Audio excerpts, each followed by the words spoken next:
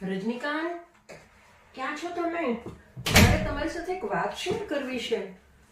લાગે છે ઘરમાં નથી. ચાલો હું તમારી સાથે જ આ વાત શેર કરી નાખું. આજે મને એક 7 વર્ષના છોકરાએ કીધું, યુ આર યુઝલેસ, તમે નકામા છો, તમે ઇન્સ્ટાગ્રામ ફેસબુક કંઈ વાપરતા નથી, તો Oldi like you should retire.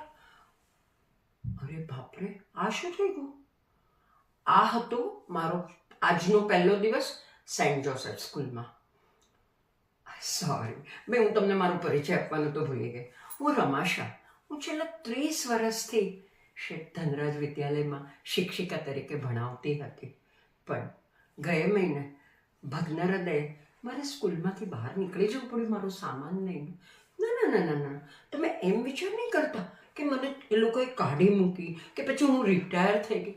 એવું કશું જ નહોતું.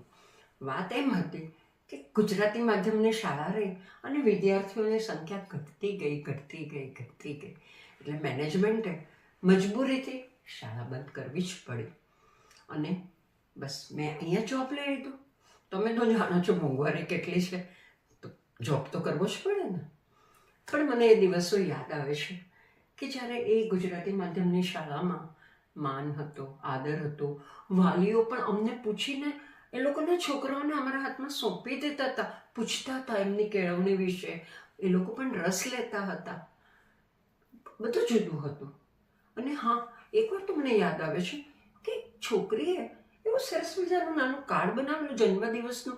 એમાં પેલા વાંકા ચૂકા અક્ષરે એણે શુભેચ્છા લખેલી. અને હા, પેલા સાઈડમાં નાનું હાર્ટ પણ દોર્યું હતું.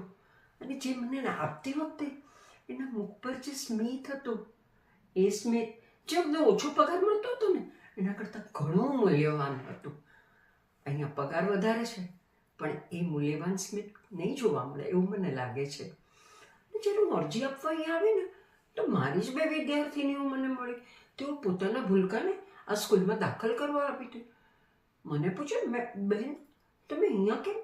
મને પગે લાગ્યા, એના છોકરાઓ પગે લાગ્યા, ભાવુક બની ગયા. પણ એક પ્રશ્નાર્થ હતો એમના ચહેરા પર. મેં કીધું, આપણી સ્કૂલ બંધ થઈ ગઈ છે એટલે મેં અહીંયા જોબ લીધી છે. તેઓ બોલી ઉઠ્યા, કેમ? મેં એમને બધી વાત કરી અને મેં સામેથી કહી દીધું, તમારા જેવા વાલીઓ પણ જો તમારા ભૂલકાઓને ઇંગ્લિશ મીડિયમમાં મૂકવા આવે તો પછી બીજા બધા વાલીઓ પણ એવું જ કરે ને. તો તમારે પ્રયાસ કરવાનો છે કે ભાઈ તમારા છોકરાઓને તો તમે ગુજરાતી માધ્યમમાં મૂકો. ત્યારે એક બોલી ઉઠી કે બેન, તમે નથી જાણતા, આજની દુનિયા બદલાઈ ગઈ છે. આજની અમારી સોસાયટીમાં બધા જ ઇન્ટરનેશનલ સ્કૂલમાં જાય છે અને ઇંગ્લિશ મીડિયમમાં જાય છે, તો અમારા છોકરાઓ શું પાછળ ન પડી જાય? મેં કીધું, તમે લોકો પણ ગુજરાતી મીડિયમમાં ભણ્યા છો, તમે લોકોએ સારી પોસ્ટ પર છો, ચાર્ટર્ડ એકાઉન્ટન્ટ થયા છો. અરે કેટલા બધા એવા છે પોતાની માતૃભાષામાં મળી ને વિદેશમાં પણ સારી જોબ કરે છે. અરે આપણા નેતા જુઓ, વડાપ્રધાન નરેન્દ્ર મોદી, એ લોકો એ પણ ગુજરાતી માધ્યમની શાળામાં જ વડનગરમાં ભણ્યા છે ને. પછી શું છે? તો જરૂર છે બસ ફક્ત એક પ્રયાસ કરવાની. આજે તમે 2 જણ તમારા ભૂલકાઓને વિચાર કરીને ગુજરાતી માધ્યમની શાળામાં મૂકો અને તમે બીજા વાલીઓને સમજાવો. અરે હું પણ સમજાવું, અહીંયા મને જે વાલીઓ મળશે હું પણ મારી પ્રયત્ન કરીશ કે ભાઈ આપણી માતૃભાષામાં જે તમે સમજી શકશો એ તમે બીજી ભાષામાં જલ્દીથી નહીં સમજી શકો. તો આપણે પ્રયાસ કરવાનો છે. ફક્ત એક પ્રયાસ તમે કરો, હું પણ કરું અને તમે બધા પણ મને સહકાર આપશો ને.